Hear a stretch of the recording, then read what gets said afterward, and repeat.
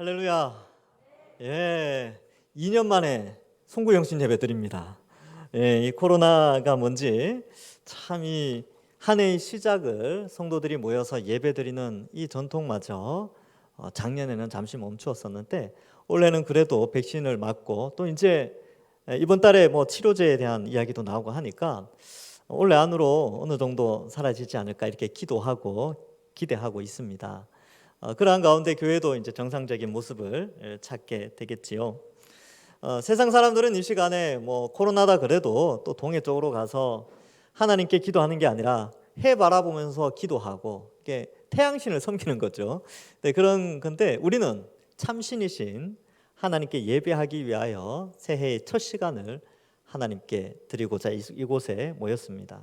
하나님 보실 때 얼마나 기쁘실까요? 예, 그러니까 새해의 첫 시작을 하나님께 예배로 얼마나 귀하지 않습니까?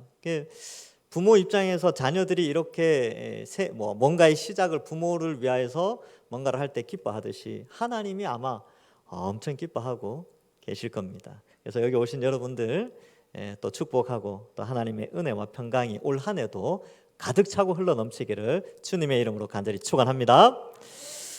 오늘 이 말씀을 통하여서 올 한 해 계획을 좀 또 우리의 비전을 함께 공유하고자 합니다. 보통 신년 감사 예배 때 많이 하는데 저는 이 송구 영신 예배 한 해의 첫 시작에 올 한 해 우리 교회의 방향성 또 표와 또 이런 것들을 좀 함께 공유하고 나누고자 합니다. 어떻게 보면 이제 우리 동산교회가 2022년도에 바라봐야 될 비전 뭐 이런 것들이 있지요. 작년 한 해는 2021년도는 말씀으로 든든히 서가는 교회라는 주제로 우리가 함께 달려왔습니다. 작년에는 참 여러 가지 일들도 많이 있었죠. 특별히 우리 동산교회 역사상 이제 원로 목사님이 세 번째 3대 목사님 제가 오고 원로 목사님께서 이제 추대되시고 그런 이 은퇴와 또 위임받는 그런 해였고요. 또 제가 와서는 말씀으로 든든히 서 가도록 하기 위하여서 PBS라는 것, 퍼스널 바이블 스터디라는 것도 한번 시작을 했는데 반응이 굉장히 뜨겁습니다. 제 생각일지는 모르겠지만 굉장히 뜨겁고 또 호응도 좋고 또 그 강의를 들으신 분들은 다른 사람들도 꼭 같이 들었으면 좋겠다 이렇게 말씀하는 걸 들었습니다. 또한 복음 광자, 원래는 이제 25주 광자인데 이제 비대면으로 하다 보니까 올해 영상을 볼 수 없어서 아직도 하고 있습니다. 이번 주에는 좀 쉬고 다음 주에 다시 강의를 영상으로 전송하도록 하겠습니다. 그래서 말씀을 우리 동산교회가 든든히 서 나갔으면 좋겠다 이런 방향을 가졌고요. 설교도 강해 설교로 이제 한 권 한 권 한 절 한 절이 하나님의 감동으로 된 것이기에 함께 연구해 가고 있습니다. 그래서 작년에 제가 어떤 설교를 한지 기억나십니까? 유다서 했습니다. 유다서. 그리고 요한계시록. 그리고 학계. 고린도전서는 지금 하고 있지요. 자, 끝나지 않은 고린도전서 있지만 올해는 계속해서 이제 고린도전서를 하고 또 이 사도행전도 계획하고 있습니다. 교회와 관련된 것이지요. 그래서 우리가 더욱더 이 교회의 기초되는 교회의 기초석이 되는 말씀 성경 66권에 의하여서 이 동산교회가 더욱더 지금까지 잘 서왔듯이 더욱더 든든하게 서 나가기를 바라고 있습니다. 그래서 새해에는 역시 이와 관련해서 교회의 본질적인 문제를 함께 공유하고자 합니다. 그래서 교회가 뭐냐라고 했을 때 크게 두 개의 축에 의해서 움직여집니다. 첫 번째는 진리를 지켜내는 겁니다. 그리고 두 번째는 영혼을 구원하는 것이죠. 그래서 이 두 개가 함께 움직여질 때 교회는 전진하고 확장되고 성장하게 됩니다. 이게 이제 기독교 역사 속에 이게 나타났다는 거거든요. 그래서 올 한 해는 이 교회의 본질에 좀 집중을 해서 이 코로나도 아마 뭐 저는 그렇게 기대합니다. 종식이 되니까 이 두 개의 본질을 붙잡고 다시 예전 같이 혹은 예전보다 더 나은 동산교회로 성장해 나가고자 이 주제를 정했습니다. 함께 우리 한번 읽어볼까요? 시작. 진리를 수호하고 영혼을 구원하는 해. 네. 그래서 이 두 가지의 축을 오늘 한번 말씀을 통하여서 우리가 마음에 새기고 아하, 올해 우리 동산교회는 이 방향으로 나가는구나 라는 것을 알고 함께 생각을 공유하고 또 한 마음을 품고 이렇게 할 때 하나님도 기뻐 사랑하십니다. 자, 그럼 오늘 본문을 한번 보도록 하겠습니다. 13절에 보시면 주께서 사랑하시는 형제들아. 저는 이 구절에서 은혜 받았습니다. 주께서 사랑하신대요. 누구를? 우리를. 여기 앉아 계신 분들을 사랑하신대요. 그래서 누군가의 사랑을 받는 건 참 귀한 일이지요. 즐거운 일입니다. 가족의 사랑을 받고, 친구들의 사랑을 받고, 회사 동료들의 사랑을 받고, 또 가까운 지인들로부터 사랑을 받는다는 것은 참 복받은 인생을 살아가는 삶이지요. 그런데 누가 사랑하느냐에 따라서도 이렇게 감동이 다른데, 온 천지를 창조하시고 온 인류를 구원으로 인도하시고자 하시는 그 사랑의 하나님께서 특별히 여기 앉아 있는 우리를 사랑하신다고 말씀합니다. 저를 사랑하신대요. 여러분들을 사랑하신대요. 그래서 주께서 사랑하시는 형제들아. 그래서 서로 부러워해야 됩니다. 우와, 부럽다. 주님이 널 사랑하다니. 그럼 옆 사람이 우와, 나도 너 부러워. 주님이 널 사랑하셔. 그러니까 이러한 마음이 있으면 우리 속에는 다툼이 일어날 수가 없겠죠. 오히려 더 존중이 여기고 귀하게 여기게 되는 것입니다. 우리 동산교회도 마찬가지입니다. 하나님께서, 주께서 우리를 사랑하십니다. 이 코로나 시대에도 우리를 놓치지 않으시고 여기까지 인도해 오셨습니다. 우리가 항상 너희에 관하여 마땅히 하나님께 감사할 것은, 한 해의 시작을 감사로 시작하는 거죠. 그래서 무엇을 감사하는가? 이거 이제 좀 알아보면 재밌어요. 첫 번째는 하나님이 처음부터 너희를 택하셨다. 이 감사하죠. 여러분, 우리를 택하셨대요. 이 택했다는 것은 우리의 의지와는 상관이 없다는 뜻입니다. 여러분, 고아원에 가면 고아들이 이렇게 있는데 이 양부모가 자녀를 양자로 삼을 때에 그 아이들이 뭔가를 잘해서 뭐 예쁘게 보여서 양자로 가는 게 아니에요. 그냥 그 양부모님의 은혜의 택하심으로 가게 됩니다. 특별히 해외 입양하는 이런 TV 프로나 그런 단체의 설명을 들어보면 단 한 번의 일면식도 없음에도 불구하고 이제 그 양자로 이렇게 삼는 거예요. 이걸 보면 양자로 택함을 받는 그 아이의 입장에서는 전적인 은혜죠. 그리고 그 아이가 뭘 한 게 있겠습니까? 그죠? 근데 부모님이 생긴 겁니다. 마찬가지로 우리도 똑같습니다. 이 택한다라는 것이 바로 이런 의미가 있는데, 우리가 뭔가를 잘해서 뭔가 하나님께 예쁘게 보여서 아니면 착한 일을 많이 해서 하나님의 택하심을 받은 것이 아니라 어떤 이유인지, 그러니까 하나님은 사랑이시죠. 그러니까 사랑의 하나님이 하나님의 주권적 선택에 의해서 우리를 부르셨어요. 그러니까 감사할 따름이죠. 우리는 마치 양자로 택함을 받아 하나님 나라 천국의 양자로 입적되는 그런 축복을 누린 자들입니다. 그래서 하나님이 택하셨다, 이 표현을 쓰는 거예요. 자랑할 수 없죠. 내가 말이야 이렇게 하니까 이 정도 되니까 내가 구원받았어 라고 할 수 있는 사람은 아무도 없습니다. 그래서 우리를 택하셨어요. 그래서 감사하다는 거죠. 두 번째 감사의 제목이 뭐냐면 성령의 거룩하게 하심과, 이 성령께서 거룩하게 하셨다라는 것은 성령이 오셔서 거룩하게 하신 겁니다. 성령이 저기 바깥에서 혹은 지구 바깥이나 우주 바깥에서 너 거룩해져 이렇게 한 게 아니라, 보이지 않지만 성령 하나님이 우리 속에 오셔서 우리의 지성과 감정과 의지를 변화시키고 우리의 죄악을 다 깨끗하게 회개하도록 우리를 거룩하게 하신 거예요. 그래서 전적으로 타락한 우리에게 오셔서 전인격을 변화시켜 우리를 인도하셨습니다. 어떻게 인도하셨냐면 복음을 듣고 믿도록 인도하신 것이죠. 이 성령의 오심도 은혜입니다. 이걸 중생이라고 합니다. 거듭남. 그래서 이 요한복음 3장에 니고데모가 묻죠. 어떻게 해야 영생을 얻습니까? 그러니까 위로부터 다시 태어나야 된다. 어떻게 부모님 뱃속에 들어가겠습니까? 그러니까 예수님이 그러죠.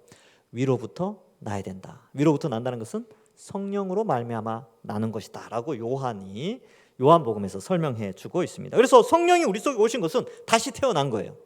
여러분 중생하신 분들입니다. 성령이 우리 속에 있는 것이죠. 우리의 의지로 됐습니까? 아니죠. 이것도 하나님의 은혜예요. 자, 그러니까 감사하죠. 세 번째는 진리를 믿음으로 이렇게 돼 있죠. 여러분, 이 진리 체계가 여러분 한번 생각해 봅시다. 우리 객관적으로 내가 만약 예수님 안 믿는다. 그러면 이제 예수님 안 믿는다고 치고 지금 믿고 있지만 예를 들면 그렇게 이제 설명을 듣는 거예요. 너 원래 지옥 가야 되는데 예수님께서 네가 받아야 될 형벌을 십자가에서 2000년 전에 대신 받으셨대. 그러면 이게 믿어집니까? 안 믿어지죠. 여러분 불신자들하고 한번 이야기해 보십시오. 이 말 자체를 꺼내는 게 힘들어요. 왜냐하면 너무나 이게 논리적으로 설명이 되지 않기 때문에 그렇습니다. 근데 우리는 어때요? 우리는 믿잖아요. 이게 인간이 생각하는 논리를 뛰어넘는 그 이론을 그냥 우리는 받아들이는 거죠. 수납한 것이죠. 그래서 여기 진리를 믿음으로라고 되어 있는데 우리가 믿게 된 것은 우리가 똑똑해서 믿었거나 우리의 의지적으로 믿은 것처럼 보이지만 사실은 앞서서 성령이 오셔서 우리의 지성을 깨우치게 하시고 우리의 감정을 깨우치고 우리의 의지를 깨우치게 하셔서 믿도록 하셨어요. 그래서 믿기는 내가 믿는데 겉으로 나타나는 현상은 내가 믿는 것처럼 보이는데 사실은 믿어지게 된 거예요. 어떻게? 성령에 의하여서. 그래서 진리를 믿음으로 어떤 일이 벌어지냐면 구원을 받게 되었습니다. 그래서 여기에서 이제 이 말씀이 주제 구절인데 이 주제가 나온 거예요. 진리를 수호해야 진리가 제대로 서야 영혼이 구원받을 수가 있어요. 진리가 없는 곳에 구원은 있을 수가 없습니다. 그래서 이 두 개는 항상 같이 움직여야 되죠. 그래서 자전거를 타보신 분들은 아실 거예요. 두발 자전거 타시면 자전거를 타다가 태엽이 가끔가다 벗겨질 때가 있습니다. 그러면 자전거가 앞으로 나갑니까? 안 나갑니까? 안 나가죠. 왜냐하면 페달을 밟는데 앞바퀴는 나가려고 하는데 뒷바퀴가 태엽이 풀려버리면 뒷바퀴는 안 돌아요. 앞바퀴가 돌면서 이게 걸리니까. 이게 상호 톱니에 의해서 상호작용으로 이게 그죠? 태엽에 의해서 이렇게 같이 움직여져야 되는데 한쪽이 멈춰버리면 자전거는 나가지 않습니다. 마찬가지로 아무리 교회가 숫자를 많이 채웠다 할지라도 그 속에 진리가 없으면 그건 교회가 아닙니다. 사람이 많이 모이는 어떤 단체죠. 반대로 또 진리만을 추구한다고 해서 이게 다 되는 게 아니라 이 진리 속에 담겨진 영혼 구원의 사명이라는 게 우리에게 있어요. 예수님께서 승천하시면서 명령을 하신 것이죠. 교회의 사명에 영혼 구원의 책임이 우리에게 있다는 것입니다. 그러니까 이 진리를 수호하고 영혼을 구하는 이 두 개의 축이 교회의 본질에 해당되는 것이죠. 그래서 여러분 우리가 진리를 믿을 때 감동이 있잖아요. 이게 말씀을 보면서 감동이 있으면서 우리가 사회생활을 할 때 불신자들을 볼 때 어떤 마음이 들어야 되냐면 불쌍히 여기는 마음이 들어야 되는 거예요. 야, 내가 알고 있는 이 진리를 저 친구도 알았으면 좋겠다. 이런 마음이 자연스럽게 일어날 때에 교회가 제 기능을 발휘하게 되는데 그런 마음이 일어나려면 진리가 제대로 전파되고 수호되어지고 우리 마음속에 자리 잡아야 되는 것이지요. 자, 그래서 진리로 말미암아 영혼이 구원받죠. 그러면 이 구원받는다는 게 뭘까? 이게 그렇게 중요한 건가? 구원이.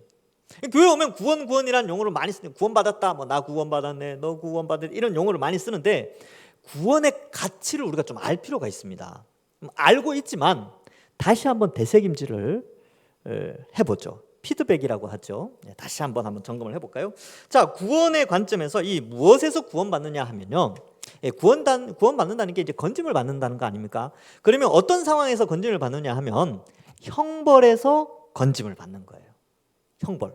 그러면 인간에게 주어진 형벌이 뭐냐? 이 형벌은 육체의 죽음과 지옥의 고통입니다. 이게 형벌이에요. 왜 이 형벌을 받았냐면 죄목이 뭐냐 하면 반역죄입니다. 하나님이 온 우주와 이 지구상의 모든 인류의 왕이 되시는데 그 왕을 인정하지 않는 반역죄 혹은 역적죄로 말미암아 인류에게는 죽음이 찾아오고 지옥의 고통의 형벌이 오게 된 것이죠. 근데 왕이신 하나님이 이걸 기뻐하지 않으십니다. 인간이 이렇게 저주를 받아서 지옥에 가는 걸 슬퍼하세요. 노아 홍수 때 그 창세기에 보면 하나님이 홍수 전에 심히 슬퍼하셨다, 심히 고통스럽게 슬퍼하셨다라는 단어가 나옵니다. 나중에 창세기 할 때 제가 말씀을 드릴게요. 그러니까 인간이 심판받고 고통당하는 걸 하나님은 너무나 가슴 아파해요. 그래서 이 가슴 아픈 것을 해결해 주시기 위하여 이 형벌에서 구원해 주시기 위하여 어떤 일을 해 주셨냐면 복음 곧 예수 그리스도를 이 땅에 보내어 주셨습니다. 이거 이제 성탄절 며칠 전에 성탄절 날 말씀드렸습니다. 그래서 우리가 받아야 될 죄의 형벌, 육체의 죽음과 영원한 지옥의 고통을 십자가에서 고통받으시고 십자가에서 대신 죽어주셨습니다. 원래 형벌이라는 게 누군가 대신하면 면제되어지는 효과가 있어요. 늘 제가 이제 반복해서 설명하는 건데 왜 제가 이 예화를 앞으로 있을 예화를 반복하느냐면 여러분들도 써먹으라고. 예. 누군가에게 이걸 이야기를 해줘야 되니까. 뭐냐면 형벌대속은 지금 시대에도 있습니다. 제가 대학교 때 면허증을 처음 따가지고 얼마나 신났겠습니까? 누나 차 끌고 나갔죠. 예. 그래서 과속이라는 범법 행위를 행했습니다. 그래서 제가 아직도 기억나요. 60km 도로에서 그걸 초과했어요. 나중에 이제 그 과태료가 나왔죠. 근데 그때 제가 대학생이었기 때문에 그 돈을 지불할 능력이 없었어요. 그 형벌을 치룰 능력이 제게는 없었습니다. 근데 누가 내줬냐 하면 차주인 누나가 대신 내줬어요. 누나는 뭔 죄입니까? 아무 죄도 없는데 대신 내줬죠. 그게 뭐냐면 형벌 대속이에요. 나는 죄를 지은 사람은 따로 있는데 전혀 죄와 무관한 분이 나의 죄의 형벌을 대신 해주는 것이 대속, 형벌 대속 이런 개념이 있어요. 이것이 바로 오늘날에도 있는데 2000년 전 예수 그리스도께서 온 인류의 죄의 형벌을 대신하여 십자가에서 죽어주셨습니다. 왜 그게 가능했냐면 예수님은 신이었거든요. 신적 존재. 그리고 대신 형벌을 받을 수 있는 완벽한 인간이었습니다. 그리고 그분은 죄의 형벌을 대신 받을 수 있는 죄 없는 의인이었습니다. 그래서 의인이시요, 하나님이시요, 인간이시요, 의인으로서 우리의 죄의 형벌을 대신 받아주신 것이죠. 그래서 우리가 구원을 얻게 되는 겁니다. 그 예수님을 믿는 자는 형벌을 이미 치루었다라고 하나님이 심판대에서 우리에게 약속하신 것이죠. 그래서 예수님의 의가 우리에게 전달되어져서 우리도 의인이 됩니다. 자, 어떻게 그러면 이렇게 구원을 받느냐? 그것이 바로 14절에 나옵니다. 우리가 어떻게 이런 형벌에서 구원을 받을 수 있느냐? 14절에 보면 이를 위하여 우리의 복음으로 너희를 부르사 우리 주 예수 그리스도의 영광을 얻게 하려 하심이니라. 이 얼마나 엄청난 혜택 아닙니까? 대박도 이런 대박이 없어요. 여러분, 이 로또도 지 돈 주고 사야 됩니다. 돈을 지불해야 되죠. 근데 이 구원은요, 우리가 뭐 한 게 없어요. 1%의 노력도 없고 1%의 뭔가 한 게 없어요. 그냥 전적인 하나님의 은혜로 이 엄청난 혜택, 택하심과 성령으로 거룩하게 하심과 또 진리를 믿게 되어지고 구원을 받는 이 모든 일이 우리의 노력 단 1%도 없이 완전한 0% 상태에서 하나님의 전적인 100% 은혜로 우리가 이 혜택을, 이 축복을, 이 대박을 누리게 되었습니다. 얼마나 감사합니까? 그렇죠? 그래서 이 원리에 의해서 이 복음으로 말미암아 이런 엄청난 일이 일어났다라는 사실을 생각을 해볼 때 복음이 너무 중요하구나. 그럼 우리가 2022년도 동산교회라는 공동체 안에서 우리가 신앙생활을 하게 되는데, 그러면 교회가 어떤 방향으로 나가야 되느냐? 우리가 받은 혜택, 이걸 기억하고요. 이 혜택을, 이 구원의 혜택을 나만 가지고 있는 것이 아니라 주변 사람들에게 알려주는 것이 굉장히 중요합니다. 여러분, 좋은 일은 많이 알리죠. 예를 들어 볼까요? 여러분, 아주 용한 지병이 있었는데 어느 병원에 다른 이 병원 저 병원 다 돌아다녀도 안 났는데 어느 병원에 딱 갔더니 났어요. 여러분들 이거 자기만 알겠습니까? 나와 같은 고통이 있는 환자들에게 이야기해 주겠습니까? 당연히 이야기해 주겠죠. 저도 그런 적이 있습니다. 저도 막 예전에 피부가 안 좋아가지고 막 힘들어할 때가 있었어요. 근데 막 이런 이 약 먹고 저 약 먹고 몇 년을 먹었는데도 안 났어요. 근데 어느 이렇게 전문 병원에 가서 그 약을 먹었는데, 이게 한약을 먹었는데 그 뒤로 피부가 재발이 안 하는 거예요. 그래서 제가 나와 비슷한 현상이 있는 사람들에게 광고를 많이 했습니다. 그 병원은 저 때문에 돈 많이 벌었어요. 제가 많이 알려줬거든요. 그러니까 이게 왜 이걸 설명하냐면, 엄청난 혜택이나 어떤 기쁜 소식이 있다면 나만 알기에는 아깝다는 거예요. 여러분도 그런 경험 있으시죠? 야, 어느 시장에 가니까 거기에 뭐가 너무 맛있더라. 거기 빈대떡이 너무 맛있어. 너 꼭 먹어봐. 그래서 먹방이 나온 거 아닙니까? 방송 보면 먹방 많이 나오죠. 왜냐하면 그런 게 나오는 거예요. 좋은 것은 알리고 싶으니까. 마찬가지로 여러분, 이 복음으로 말미암아 우리가 이런 엄청난 혜택을 누렸기 때문에 우리가 그러한 방향성, 이 복음을 잘 알고 깨달아서 이걸 전하는, 그것이 우리의 교회의 사명인 것이죠. 여기 보면 주 예수 그리스도의 영광을 얻게 하려 하심이라. 주 예수 그리스도의 영광이 뭐냐? 라고 되어 있는데, 우리가 얻는 것이냐 예수님이 영광을 얻는 것이냐, 이 해석이 조금 이 본문에서 좀 헷갈리는데 쉬운 성경에 보면 좀 더 쉽게 풀이해놨어요. 하나님은 우리가 전한 복음을 통해 여러분이 구원을 받도록 하셨습니다. 그렇죠? 하나님께서는 우리 주 그리스도의 영광을 나누어 주시기 위해 여러분을 부르셨습니다. 와, 예. 구원받은 것도 감사한데 영광도 누리게 하셨대요. 영광도. 그러니까 그 천국에서 끄트머리에 들어가는 것도 참 감사한데 끄트머리에 들어가는 게 아니라 천국에 들어가서 영광을 누리게 해주신대요. 예수 그리스도의 영광과 동일한 영광을 우리가 누릴 수 있도록 해주셨다는 것이죠. 표준세번역도 이렇게 번역하고 있습니다. 이렇게 되게 하시려고 하나님께서는 우리의 복음으로 여러분을 부르시고 여러분에게 우리 주 예수 그리스도의 영광을 얻게 여러분을 부르셨습니다. 영광을 나누어 주기 위해 여러분을 부르셨습니다. 뭐 이렇게 돼 있죠. 그리고 여러분에게 우리 주 예수 그리스도의 영광을 얻게 하셨습니다. 그 뒷부분이 있어요. 이처럼 우리가 이 예수님만이 영광스러운 것이 아니라 하나님 우편에 앉으셔서 영광스럽게 지금 존재하는 것이 아니라 예수님이 누리는 그 영광을 동시에 우리에게도 허락해 주셨다는 겁니다. 왜냐하면 우리가 그리스도를 머리로 한 그리스도의 몸된 교회이기 때문에 동일한 영광으로 우리에게 허락하십니다. 그래서 천국의 모든 것을 누리게 해주세요. 무엇보다도 부활의 영광 기대되지 않습니까? 지금 어떻습니까? 아픈데 있죠. 여러분 안 아픈 사람 손 들어보세요. 안 될 줄 알았습니다. 다 누군가는 아파요. 그런데 예수님의 부활의 영광을 통하여서 죽지 않고 쇠하지 않고 아프지 않는 부활의 영광이 있다는 사실을 알려주고 우리에게도 동일한 그 부활의 영광을 허락해 주셨다는 것을 성경 여러 곳에서 우리에게 말씀해 주고 있습니다.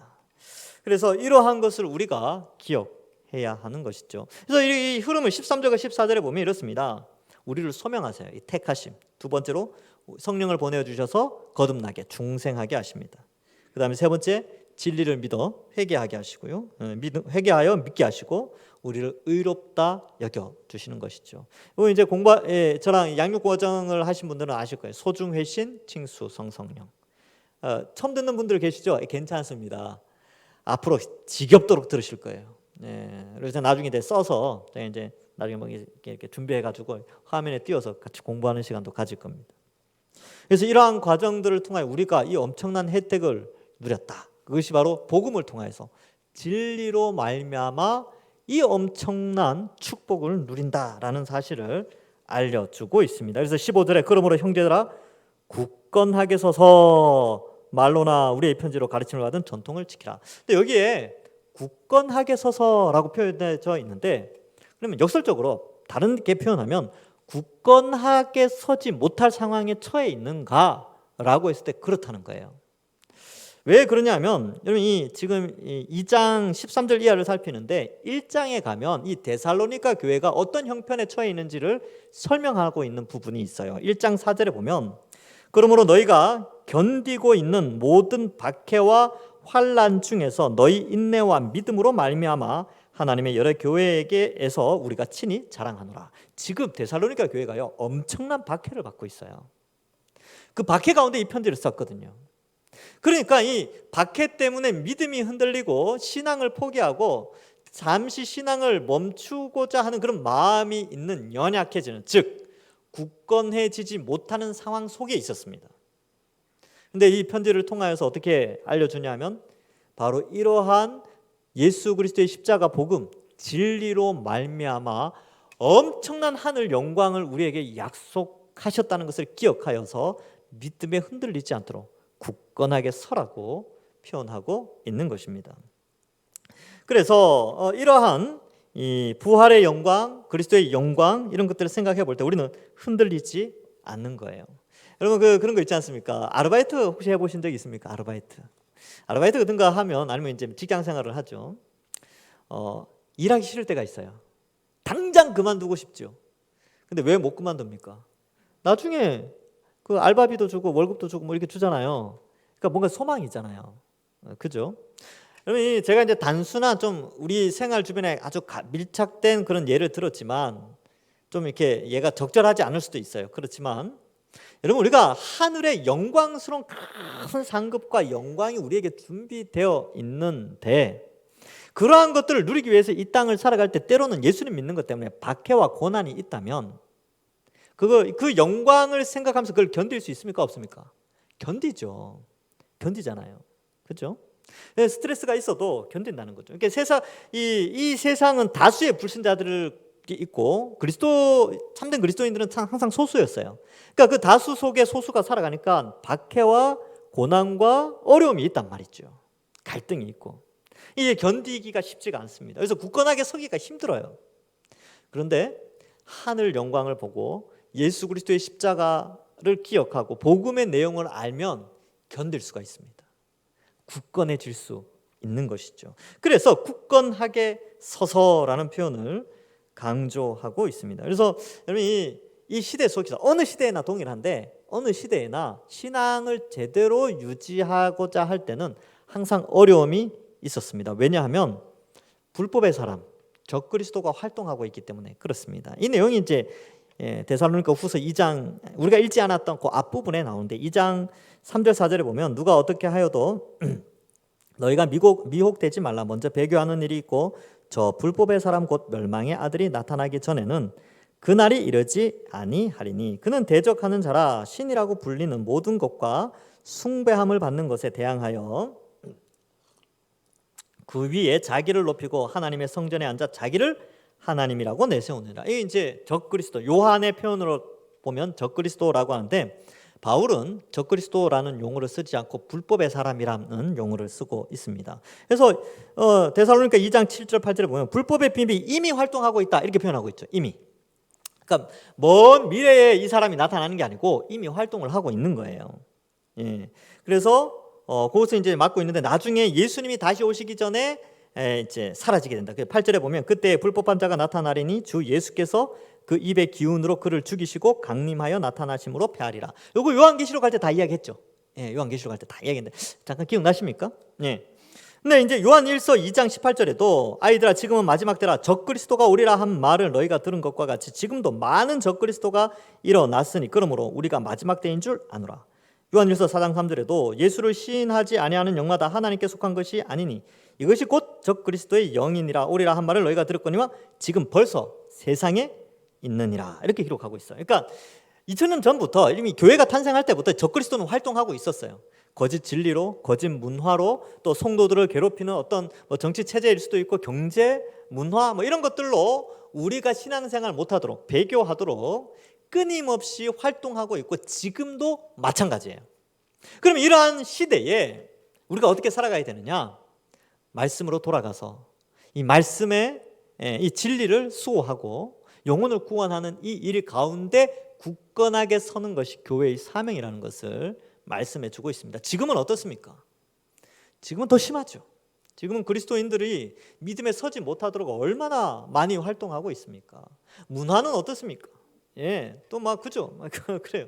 예, 또 코로나 시대 때 또 더 그렇죠. 예, 믿음을 흐트리게 하고. 그래서 문화가 발전하는 것이 꼭 좋은 것만은 아닙니다. 왜냐하면 죄악이 관영하고 인간이 문화를 창출해내고 창조해낼 때마다 죄악은 또 다른 형태의 모양으로 변화되어서 우리 인간을 죄짓게 하는 여러 가지들로 유혹하고 있기 때문에 그렇습니다. 그렇지만 어때요? 형제들아 굳건하게 서서 어때요? 마지막에 말로나 편지로 가르침을 받은 전통을 지키라는 겁니다. 그래서 교회의 사명은 진리를 수호해야 돼요. 그래야 영혼 구원이 일어납니다. 그래서 여러분들 제가 이제 전도하시는 분들 이렇게 좀 전도 많이 하시는 분들 1년에 한 50명씩 하시는 분들 제가 두 분을 알고 있습니다. 근데 이분들이 늘 확신에 차 있는 게 뭐냐면 우리 교회 오면 구원받을 수 있다. 이 확신으로 전도해요. 제가 이제 물어봤어요. 그러니까 우리 교회 오면 구원받을 텐데 그런 거예요. 그러니까 이 자세가 정말 중요하구나. 여러분 우리도 마찬가지예요. 동산교회 오면 그 사람은 구원받을 수 있다라는 믿음이 우리에게 있어야 됩니다. 우리 교회에는 진리가 있구나. 이 진리 때문에 구원받을 수 있는 환경이 조성되어져 있구나 라는 확신과 그런 경험과 지혜가 있을 때 전도라는 게 일어납니다. 왜냐하면 전도하면 확실히 구원받을 수 있으니까 여건이 형성되어 있으니까 동산교회 안에 오면. 그래서 그러한 마음이 필요한데 그런 마음이 들려면요 교회 안에는 든든하게 진리가 수호된 상태로 전수되어지고 가르쳐지고 고정되어져 있어야 하는 것입니다. 그래서 여기 나오는 말과 편지 되는데 지금은 성경 66권 있죠. 이 66권을 잘 지켜야 됩니다. 우리 믿음의 선배들이 목숨을 다해 지켜왔던 이 진리를 우리는 이 21세기에 동산교회는 이 전통 진리의 말씀을 지켜가야 합니다. 그래서 표로 이렇게 정해봤습니다. 왜냐하면 이 코로나 때문에 진리도 약해지고 영혼 구원하는 사역도 약해지고 하였기 때문에 올해는 이 코로나가 끝난다라는 그런 확신을 가지고 이거 회복해야 된다. 이 교회의 본질을 회복해야 되겠구나. 같이 공유해서 정말 우리 동산교회가 하나님 앞에 칭찬받아야 되겠구나라는 의미에서 주제를 정했습니다. 교회는 말씀의 전통을 지키는 그런 공동체입니다. 그래서 진리를 지키느냐 못 지키느냐가 아주 그 중심에 잘 이렇게 자리 잡고 있습니다.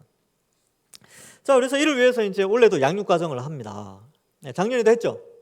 이제 많이 참석은 못 하셨어요. 왜냐하면 사실 비대면으로 뭔가 영상으로 강의를 듣는다는 게 쉽지가 않습니다. 그런데 쉽지가 않은데 코로나 2년 동안 그래도 또 이 보는 게 또 익숙해지신 분들이 있어요. 그리고 어르신들도 이 유튜브 같은 거 많이 보시더라고요. 못 보실 줄 알았는데 유튜브 막 톡톡톡톡 해가지고 더 빨리 이거 이렇게 정보를 이렇게 흡수를 하시더라고요.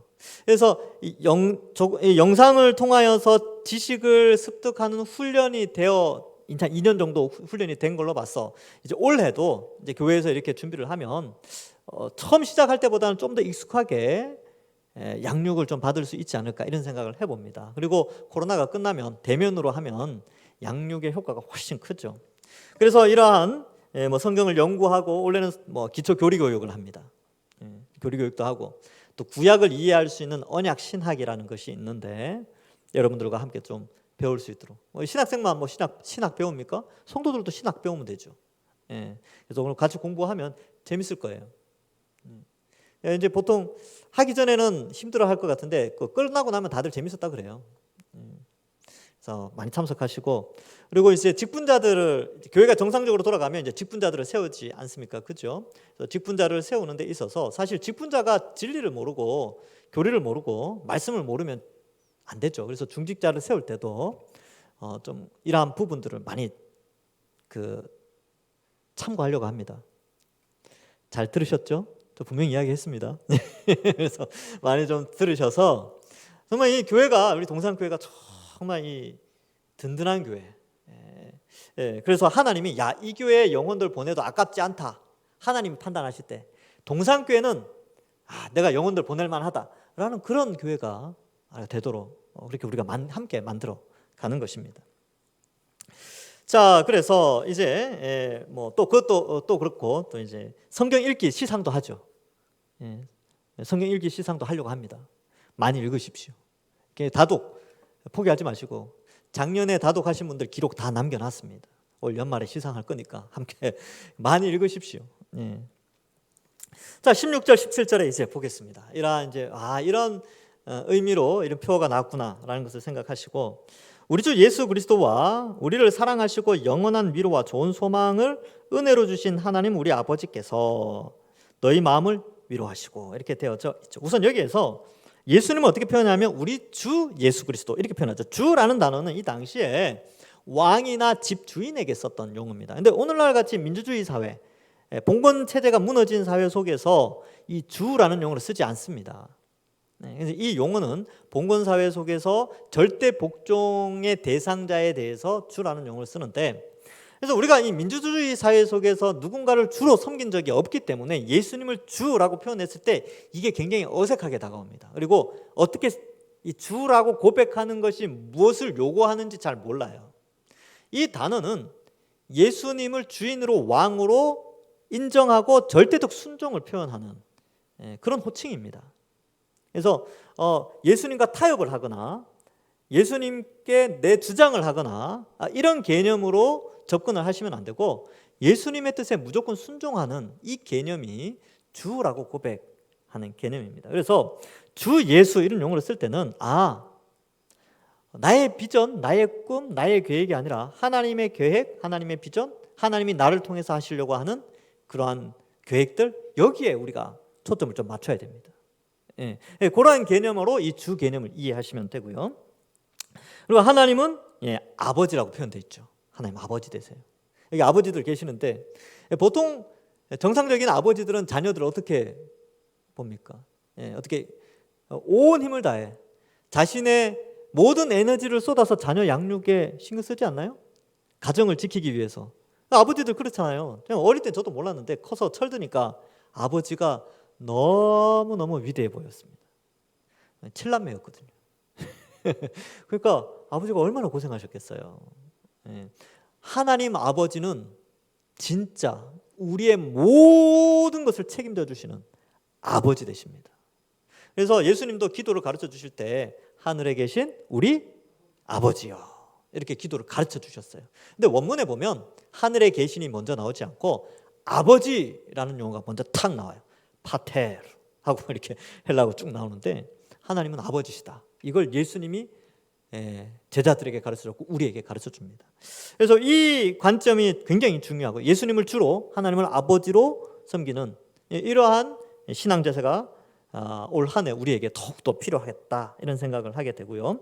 우리 성도가 살아가는 데 있어서 이 하나님의 사랑, 예수 그리스도께서 또 하나님 우리를 사랑하신다는 것을 좀 알 필요가 있는데 우리 13절에도 사랑하시는 주께서 사랑하시는 이렇게 되어 있고 16절에도 보면 우리 주 예수 그리스도와 우리를 사랑하시고 이렇게 되어 있죠. 영원한 위로와 좋은 소망으로 은혜 주신 우리 아버지께서 하나님 아버지께서 하나님이 우리를 사랑하신대요. 이 내용을 우리가 좀 깊이 생각할 필요가 있습니다. 여러분 우리는 보통 하나님의 사랑을 언제 느끼냐면 내 기도가 이루어졌을 때 야 하나님 날 사랑하시는구나.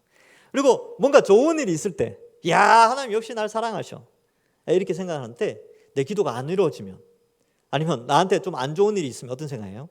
하나님이 나를 사랑하지 않나 보다 이렇게 생각한단 말이죠. 근데 이거는 철저하게 우리 개인의 생각이에요. 이건 인간적인 사랑의 평가죠. 근데 성경에 기록된 하나님의 사랑의 방식을 한번 점검해 봐야 됩니다. 로마서 5장 8절에 이렇게 기록되어 있어요. 우리가 아직 죄인 되었을 때에 그리스도께서 우리를 위하여 죽으심으로 하나님께서 우리에 대한 자기의 사랑을 확증하셨느니라. 다른 말로 바꾸면 자기의 사랑을 확실하게 증명해 보이셨다 이거예요. 그러니까 우리가 죄인인데 죄인을 위하여 자신의 사랑하는 독생자 예수 그리스도가 죄인의 형벌을 대신하여 십자가에 죽도록 하신 것만큼 너희를 사랑하신다는 거예요. 이 사실 하나만으로 하나님은 우리를 사랑하고 계십니다. 우리는 뭔가 내게 유익이 있을 때 이 사랑의 증명을 찾아내는데 성경은 끊임없이 하나님의 사랑을 십자가에서 찾으라고 말씀하고 있습니다. 그렇다면 여기 앉아 계신 모든 분들 2021년도 하나님 날 별로 사랑하신 것 같지 않습니까? 아니요. 사랑하셨죠. 이미 사랑하셨습니다. 창세전에 사랑하셨어요. 그럼 2022년도는 사랑하시겠습니까? 안 사랑하겠습니까? 죄인일 때 사랑했는데 지금은 예수님 믿고 의인이지 않습니까? 그죠? 의인된 지금은 얼마나 더 사랑하겠습니까? 그래서 낙심하지 마시고 올 한 해 하나님이 아버지 되시고 예수님이 우리의 주인 되셔서 우리 인생 책임져 주신다. 이 믿음 가지고 우리가 사는 것이죠. 그래서 우리에게는 위로와 소망이 되는 것입니다. 그래서 17절에 보면 성도에게 있어야 될 두 가지 은혜를 설명해요. 첫 번째가 너희 마음을 위로하시고 하나님의 위로예요. 성도가 받는 은혜 중에 하나님의 위로가 굉장히 중요합니다. 여러분 고난과 박해 가운데 데살로니가 교회 성도들이 있다고 그랬죠. 그 고난과 박해를 이겨내는 힘이 어디에서 왔느냐면 하나님의 위로에서 옵니다. 근데 위로의 통로가 어떻게 되냐면 바로 말씀이죠. 그리고 두 번째로는 성도들을 통하여서 하나님은 위로하십니다. 그래서 세상에서는 이게 하나님 신앙을 잘 지키기 위하여 고난받고 수고하고 헌신하는데 세상 사람들이 그걸 위로합니까? 위로 안 해요. 모르죠. 누가 그걸 압니까? 교회 공동체는 알아요. 우리는 안다니까요. 그래서 우리가 서로 격려하고 위로할 때 그 위로가 하나님의 위로처럼 다가와서 고난과 수고와 헌신의 그 지치는 삶 가운데서도 힘을 얻게 되는 것이죠. 그래서 신앙생활은 이런 재미로 하는 거예요. 그래서 수고와 헌신이 신앙생활에 있지요. 왜냐하면 이제 저도 늘 그렇게 말하고 여러분이 강단에서 말할 때 여러분 성경 읽으십시오, 전도하십시오. 여러분이 생각만 해도 어때요? 수고하고 헌신 있죠. 성경 읽어야 되구나. 안 읽는 사람들한테 이거 스트레스거든요. 그리고 친구 가까운 사람 한 명 정해서 원래 꼭 전도하십시오. 그때부터 또 스트레스 받는 거예요. 근데 이게 수고와 헌신을 요구하는 하나님의 요구인데 사실 이 요구가 이러한 수고가요.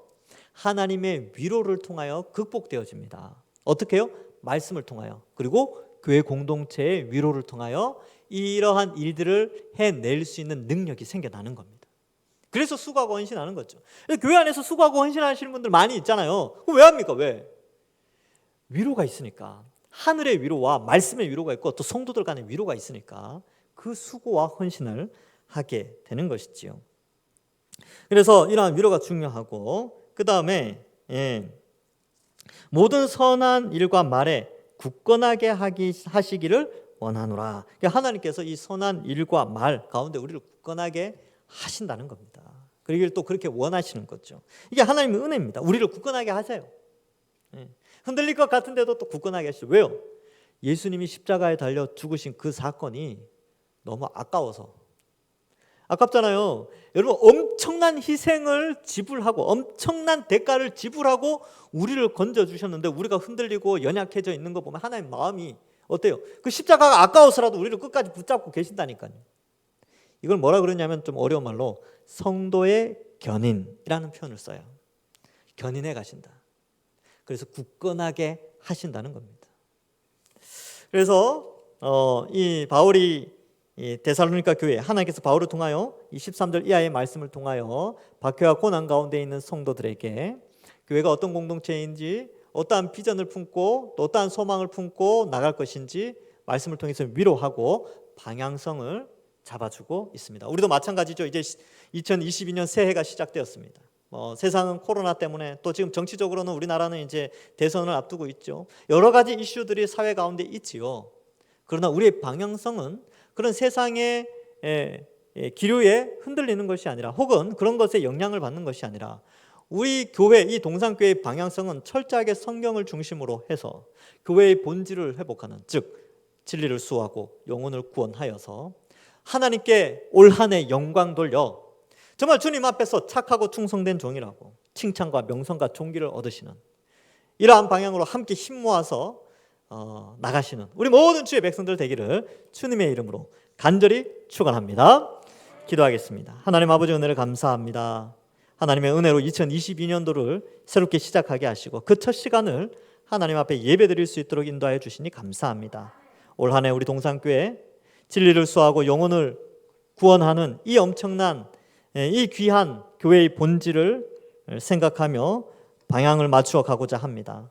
하나님 우리 동산교회가 하나님이 칭찬하는 교회 되게 하시고 정말 진리를 잘 수호하여 후대에까지 영혼을 구원하고 또 살리는 이 일에 우리의 사명을 잘 전수하는 아름다운 교회 될 수 있도록 올 한 해도 우리와 함께하여 주시옵소서. 뿐만 아니라 하나님은 우리를 사랑하신다는 그 말씀을 의지하여 때로는 수고하고 헌신하고 어려움이 있다 할지라도 위로받고 새 힘을 얻는 우리 모든 주의 백성들 되게 인도하여 주옵소서. 감사드리오며 예수님의 이름으로 기도하옵나이다. 아멘.